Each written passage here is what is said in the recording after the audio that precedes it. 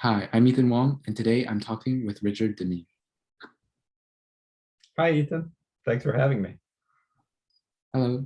Would you like to introduce a little bit of your, I guess, certifications and stuff? Or Oh, sure. Yeah. I am Director of Creative Writing at Yale University in the English department. I have two books of poems and then three books of prose.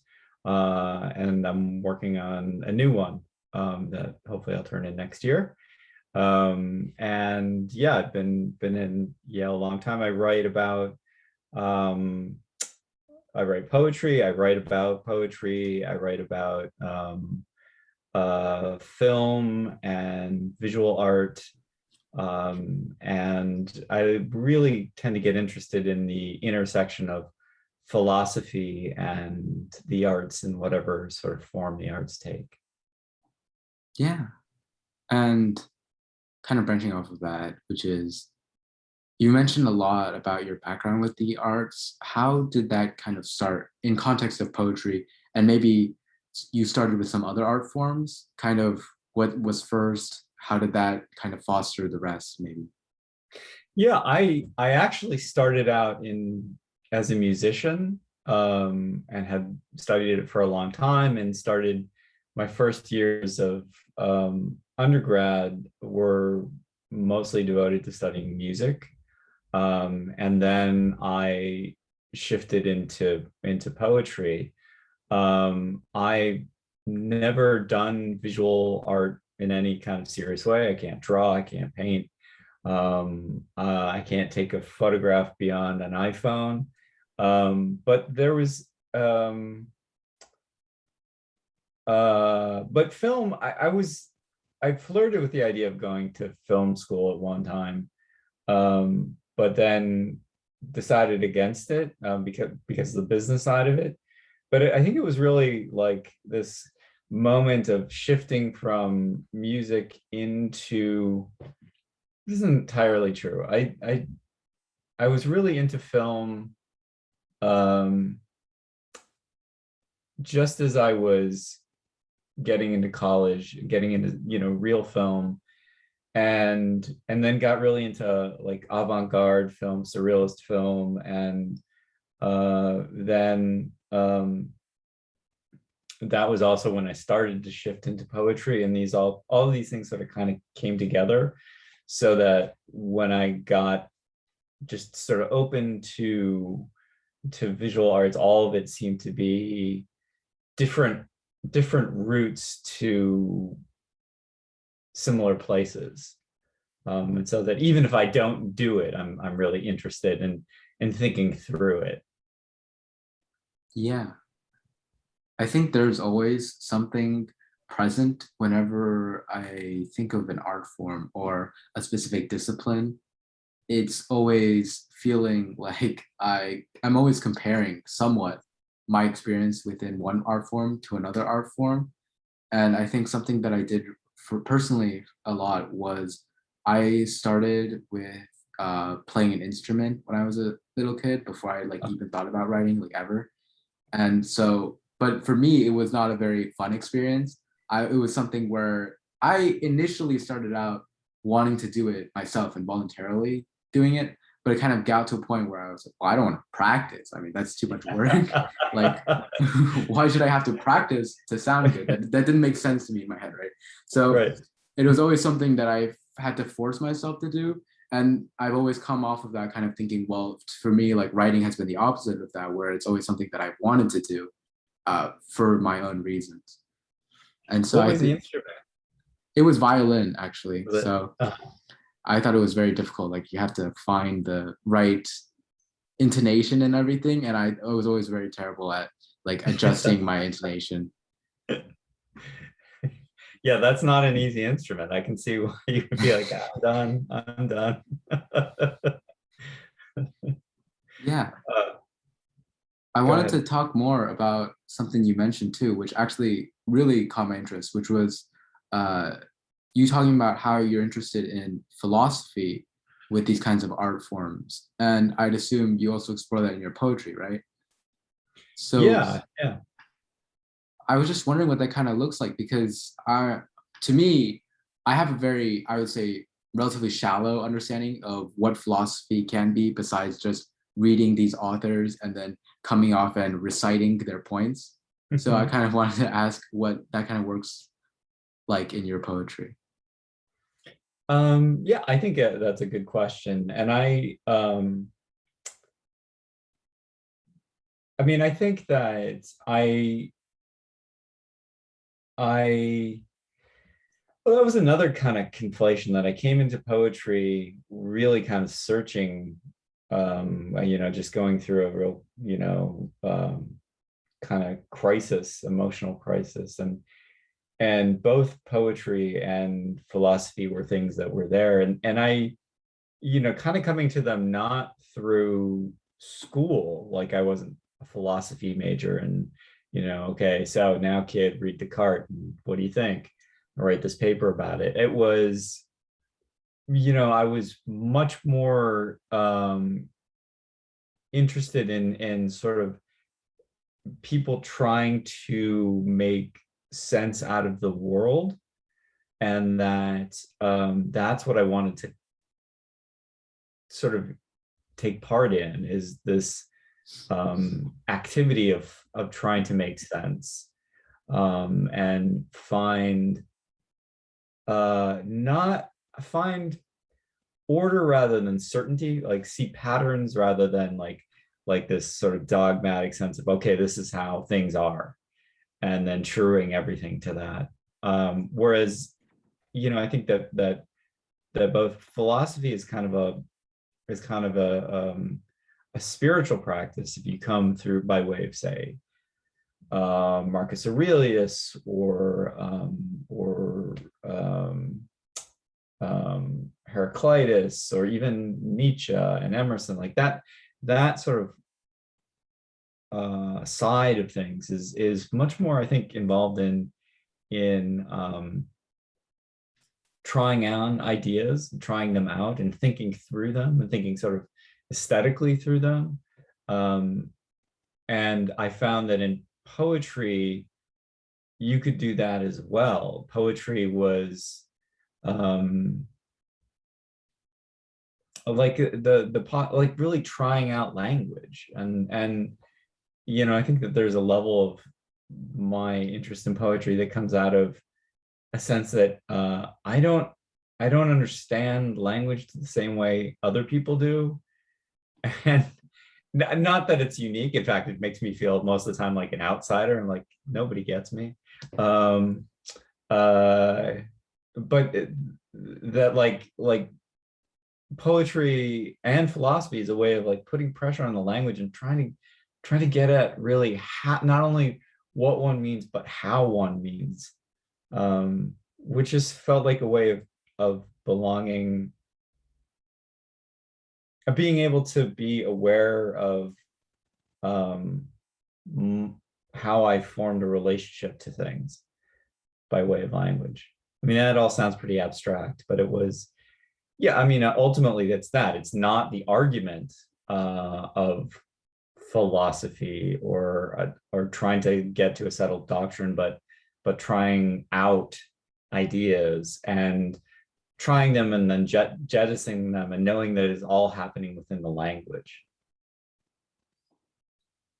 That I'm just sitting here and kind of soaking that in, because I thought about it, and kind of these like thinkers in the past have used writing, creative writing specifically, to express these kind of philosophical ideas. Like Camus wrote novels, and even Nietzsche, like he wrote a novel, like Thus Spoke Zarathustra, to like express his philosophical ideas. But even in those novels, it's kind of, there are certain points where it's like very obviously intending a meaning.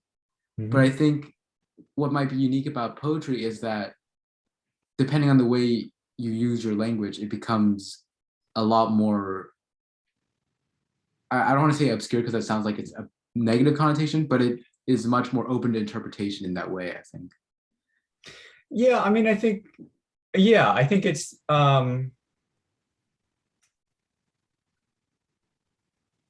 I think that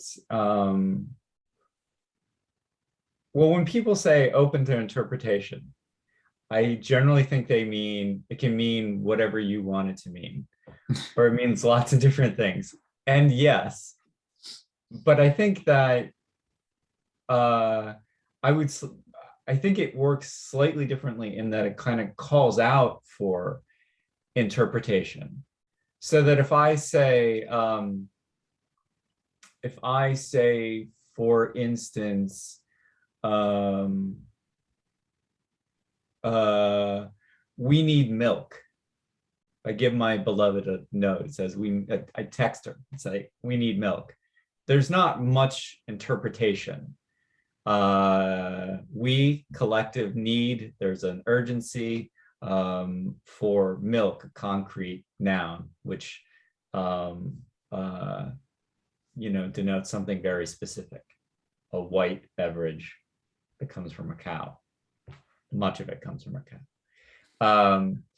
So we're not really we're not conscious of any interpretation. Now, I would argue that we're still interpreting that, but it's there. But if I say something like exultation is the going of the inland soul to sea, which is from Emily Dickinson, then we have to say, wait, what is it? What do you mean when you say exultation? What do we ever mean? What's sort of the collective sense of exultation?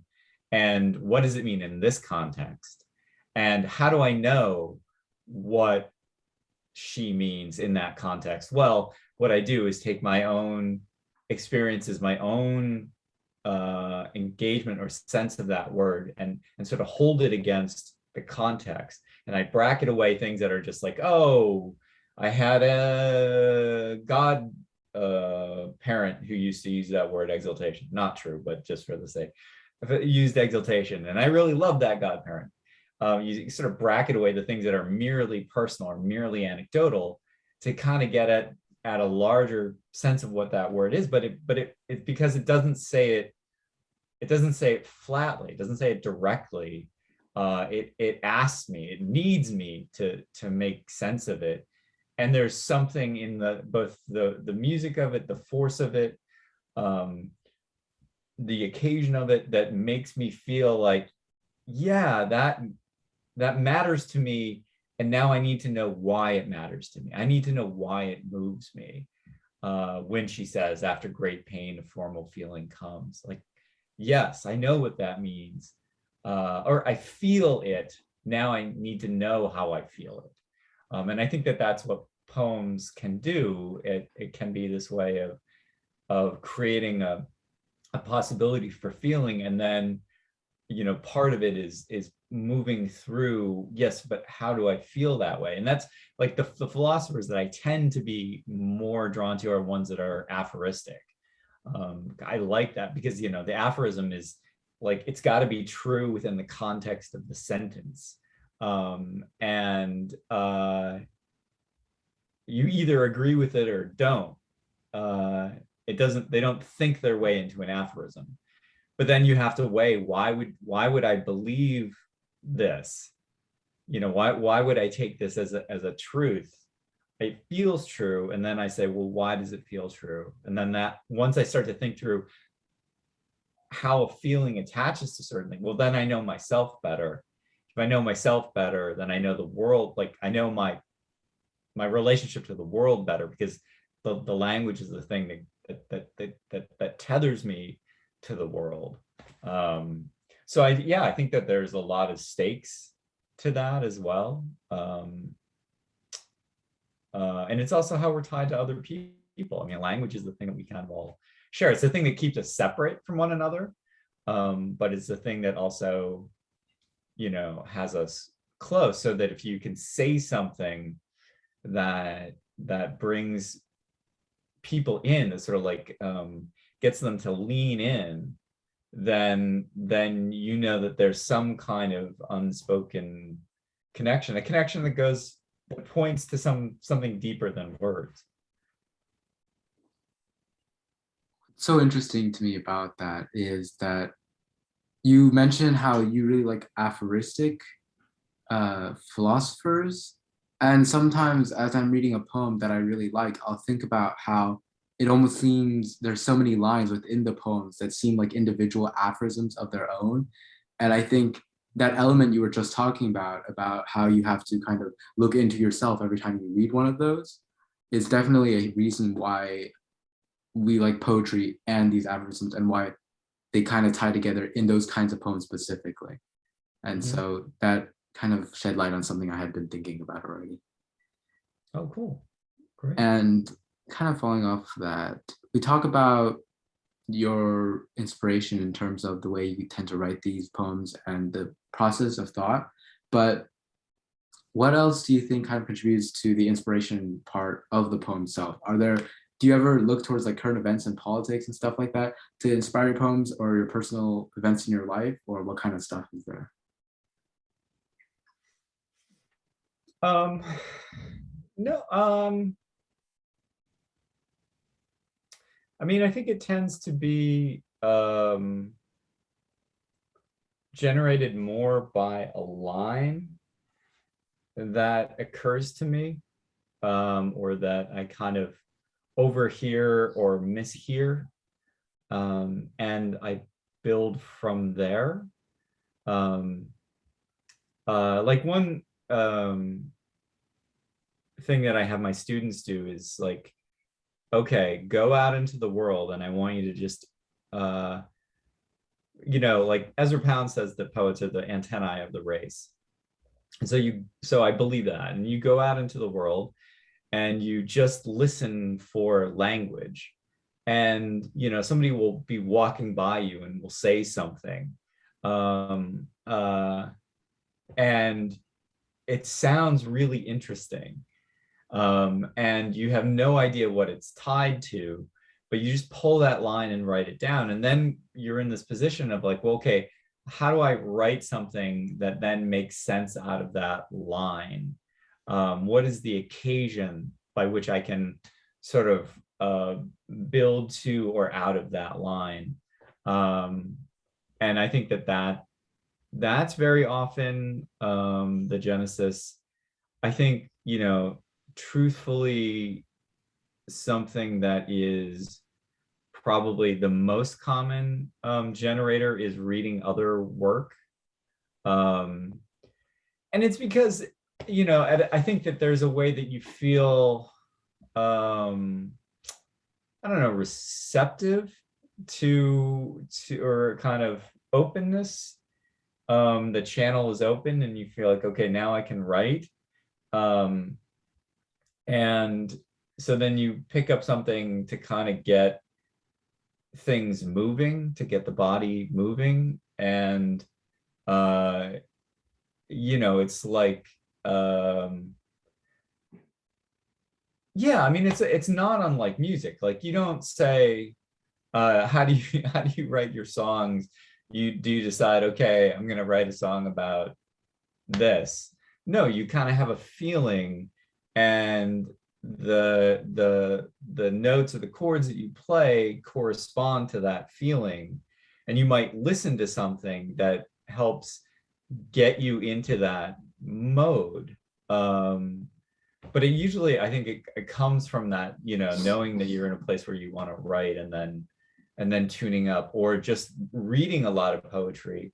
And then, it's like listening to the radio, and you're singing along, and you're like, yeah, I want to be part of that. And then you're like, nah, what I want is to write my own thing that is like that. And then you're just like, no, I just want to write my own thing. Like then you're writing your poem and kind of forgetting the songs that you were listening to, or the poems that you were writing, and then you want to write the poem that it wants to be. And so, like I don't like to be romantic in my tropes, though I always am. And I think there's the thing in you, the poem in you that wants to be written, and it will use things it'll use things as ladders to get out into the world. And so it will use moments of heightened emotion. Now that might be political, but the political is usually, like anger or frustration or compassion. Like that's really what the thing wants to be about. That's sort of bracketing off political poetry, which is kind of a different conversation. But the kind of poetry I'm interested in is really like a way of taking the internal and finding a way to bring it out into the world. That focus on language you mentioned, where you start with the line, or you start with something you hear and out in the world, is definitely something I resonate with, because I know that when I listen to things, or when I start a poem, it's usually because I've thought of, like you said, a line or two, and then I guess it's partly because the line or two is already tied to an idea. The only reason I thought of the line is because it was subconsciously already sprouting from an idea that I had, and then it becomes much easier to write it around that, I guess. Yeah, no, that's it. That's it. It calls out to these other lines. And then sometimes you're like, oh no, this is not the first line. It's really the eighth line. I've got to get there. Or yeah, it's the first line and then it builds from there. Or you're like, nah, it's got to be the last line. And then so it's sort of like it's in the space. You just gotta, kind of clear away until you see how these things, match up or connect up or don't in interesting ways. Yeah. Before we kind of wrap up and read your poem, I wanted to ask one last question, which was kind of, we talked about being multidisciplinary at the beginning, and I feel that we've already semi-answered this question in that sense, but how do you think poetry is different from the other modes of expression and expressing your ideas for you personally, that you still think it is much more, or not much more, sorry, it is worthwhile to do in light of all your other pursuit that you could be doing? Yeah, I mean, how would you answer that, Ethan? I think, if I'm being honest, first and foremost is the fact that I am not very deft with any other art forms for the most part. Like music, I did not show very much talent at a young age, and with like prose and like novel writing and stuff like that, I'm still very new to it, so I don't really know what I'm doing.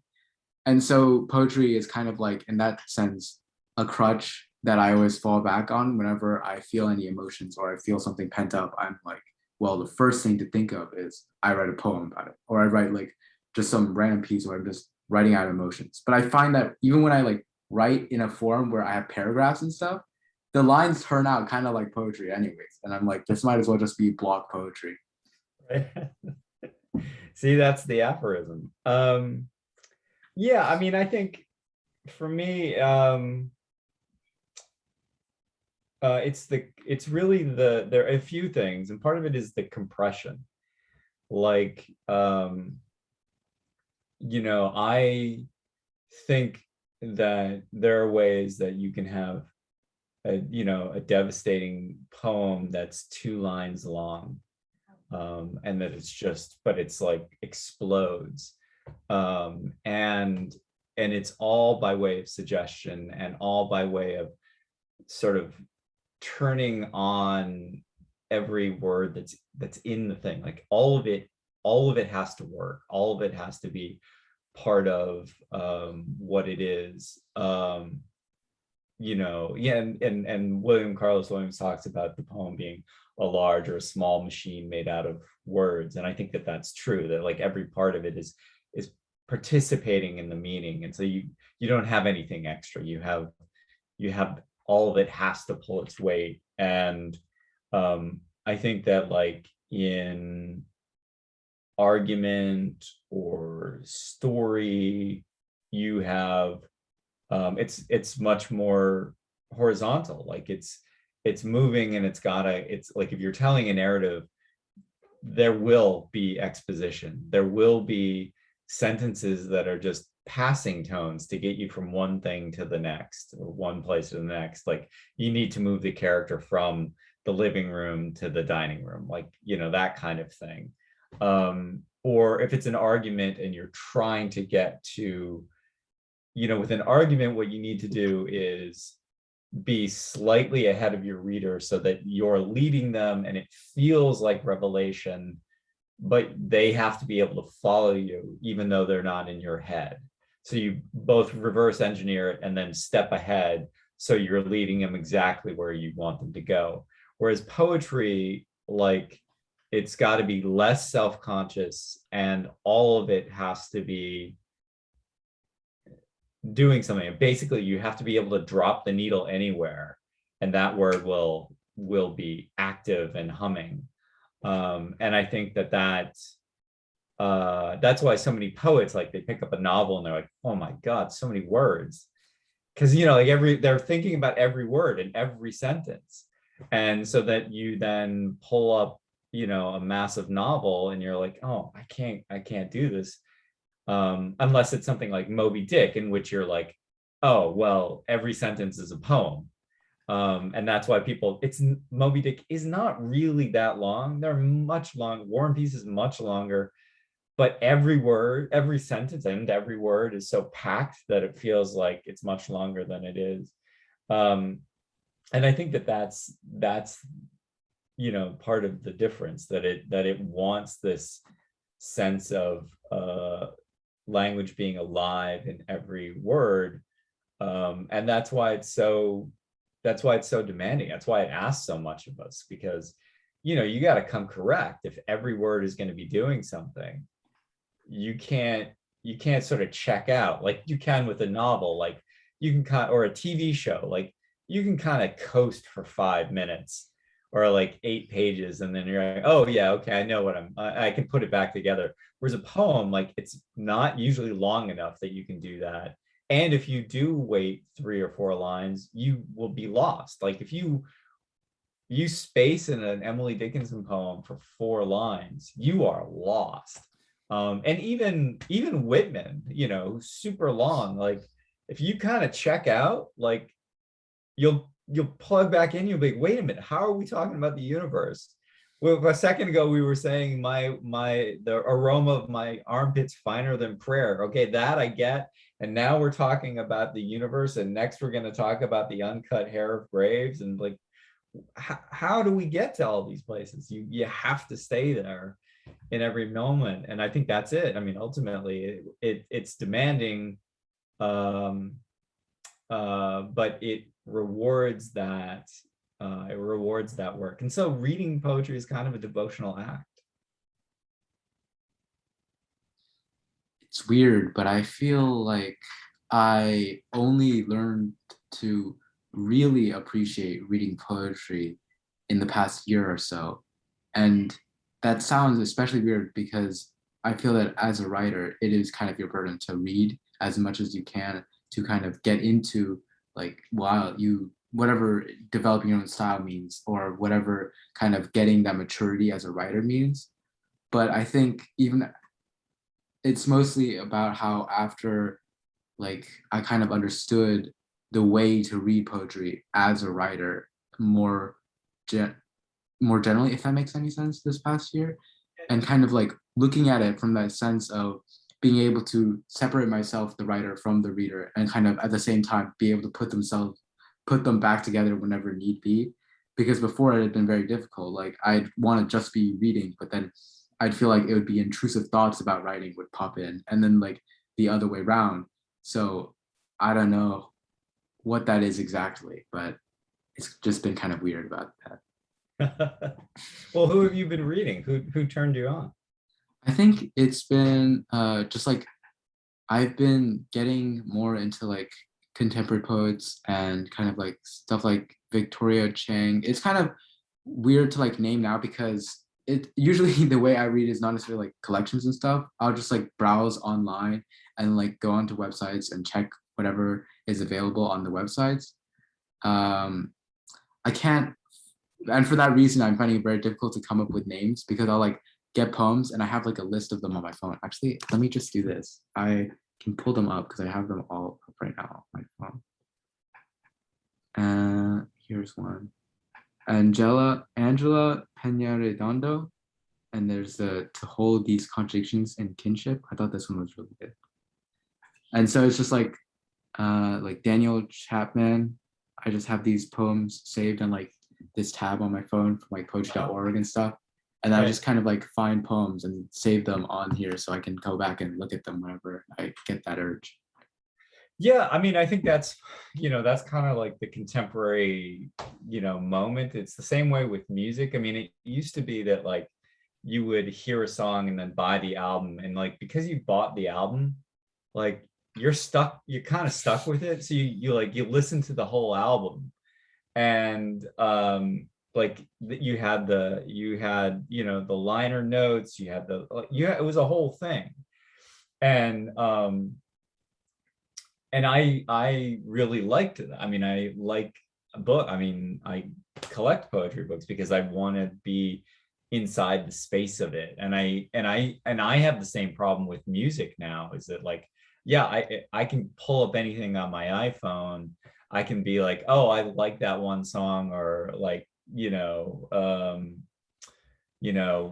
oh, such and such was on Saturday Night Live. Yeah, I want to hear that one song. I'm not going to listen to all the others. I'm just going to listen to that one song. I'm not going to know who played on the album. I'm not going to know how it moves from one track to the next.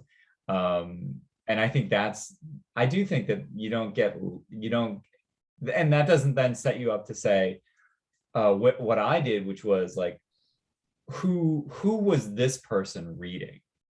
Like, if I really love Robert Creeley, who was Creeley reading that made Creeley Creeley?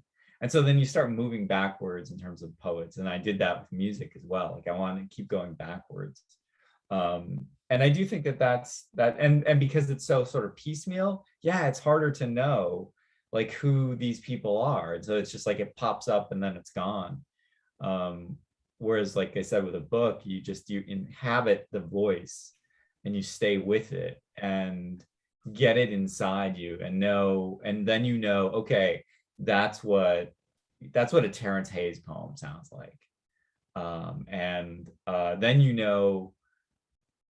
the things that you can kind of not only recognize but borrow from it. Like, then they become moves. But there's a sense to it. There's an order. It's not just like passing through you. Anyway. Oh, yeah. And if you're ready, we can get into the poem. Oh, yeah, sure. Sorry.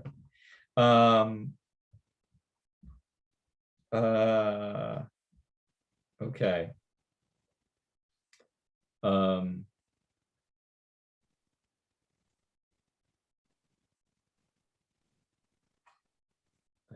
I changed my mind when we were talking, so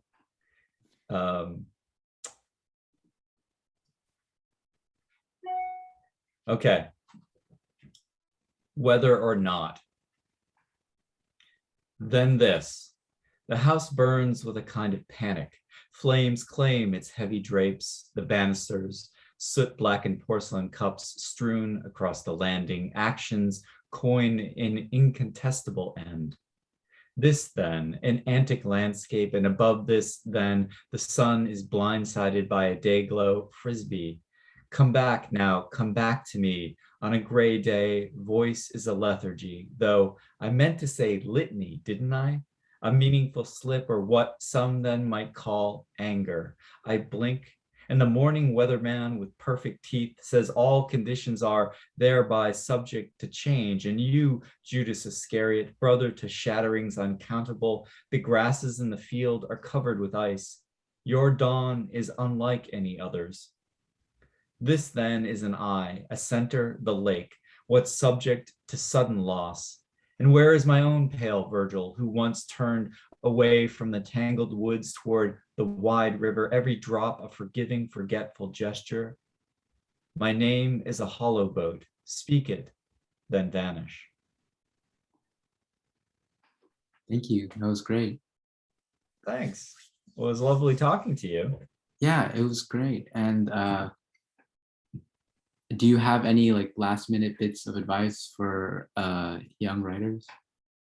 I'll just tag on to something that we were saying earlier, which is and this is something I tell my students, that like, what makes a writer is really two things. Reading, like just reading as much poetry as possible to get the sound of it in the ear. And I don't mean like just the contemporary, like the ultra contemporary, like it just appeared on the internet today, but I mean like the history of poetry. Like the more you know about it, the more you can do with it, and have the sense that you're having a conversation, not just with your friends or not just, expressing your feelings, but having that you're being sort of like the thinking part of the human race, which is big. So I think reading and seeing that as that reading is part of your apprenticeship. The other thing is revising, like that you go back and you say, it's not just like I dash this off and aren't I brilliant, but you go back and you read and you say, no, I want this to really be as alive as we were talking about earlier, that every sort of word is doing something. And maybe my first thought was clumsy, and so, but it's a good idea and I can start to build from there. And you put it in the desk for a week or a month or a year, and you come back and you're like, yes, this is how I add to it, or yes, this is how I take away from it and shape it and sculpt it. So I think those are the two things that if you're a young writer, I think reading and revising, that's what makes a writer a writer. It's not just simply the writing, though you also have to write. All right. Thank you so much. Sure thing.